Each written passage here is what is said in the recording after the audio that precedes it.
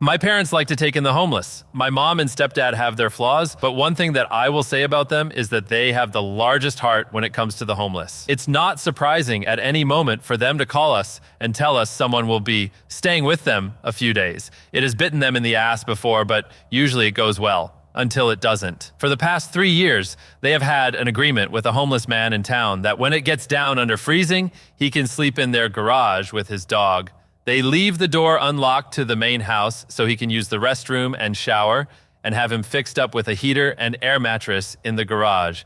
This guy is someone that me and my adult siblings had heard about many times, but never met. Last week, with the brutally cold weather, they went and found his camp, brought him to the house, and set him up in the guest room with his dog because the garage was below freezing. He asked if they cared if he smoked some weed on their porch, and they didn't mind. I was blessed to meet him on Saturday morning. I'd had the flu and went to my mom's house to pick up some extra tea bags, some cold medicine, and some homemade soup. He came outside while my mom was talking to me, and she introduced us. I had my dog with me, and she is usually very wary of men, especially heavily bearded men. She crawled right into his arms. She didn't bark. She just snuggled him and loved on him like I'd never seen her do before.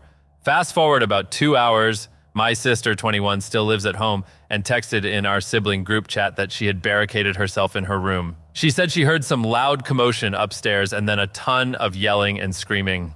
Mom was not responding to any texts, so we called and she said that the guy started going ballistic and then fell out into a grand mal seizure. My stepdad got him loaded up in his truck, noticed he was not breathing, and rushed him to the hospital. About 20 minutes after dropping him off, my stepdad got the call that he had passed away. He had a 108-degree fever, and it caused his body to shut down. The police were contacted, and my parents are facing no charges. His death was ruled an accidental overdose. They told my parents that his tox screen showed lethal levels of fentanyl, methamphetamine, and an undisclosed substance. They still have to meet with the detective to give their statements. I feel so bad for them, as they were just trying to help someone in need, and now they're tied up in this mess. They really do have hearts of gold, but man, this one really backfired on them. Editing to add, they never just pick up a random person on the street. There's a build-up to it. They start by giving someone a meal and asking their name and just treating them like a human being. Then they'll see them again and again and help them every time because they're genuinely good people. This one escalated to him staying in their garage and eventually overdosing in their home over a period of 2-3 years. During that time, they found a mutual connection in his sister, co-worker of my mother. For one reason or another, I don't really know, he couldn't go home. I'm aware that my parents are dumb as fuck for doing this.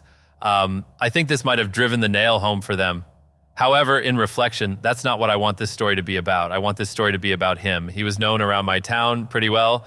He would always go out of his way to talk to strangers, especially if they looked sad or lost or like something was on their mind. He never asked anyone for anything.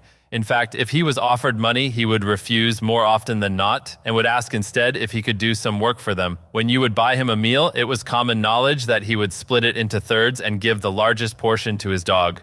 When my mom asked him why he did this, he said that he found that dog on the street one night when he was going to end his life. He said that she was sent to him as a sign to keep going and she gave him purpose, so she was always going to come first. He was the guy that would run across 6 lanes of traffic to help push a stalled car out of the road. He was the guy we watched take his own coat and shoes off to give to another unhoused person. He was the guy who always wanted to help others. He had obtained stable employment working at a feed store in town. It wasn't enough to get out of his situation, but it was a start. He was trying to get back on his feet. Unfortunately, he is now just another statistic. The police told my parents that when they tested the marijuana in his pocket, they found traces of all the drugs mentioned earlier in the flower. They said that he might not even have known he ingested it.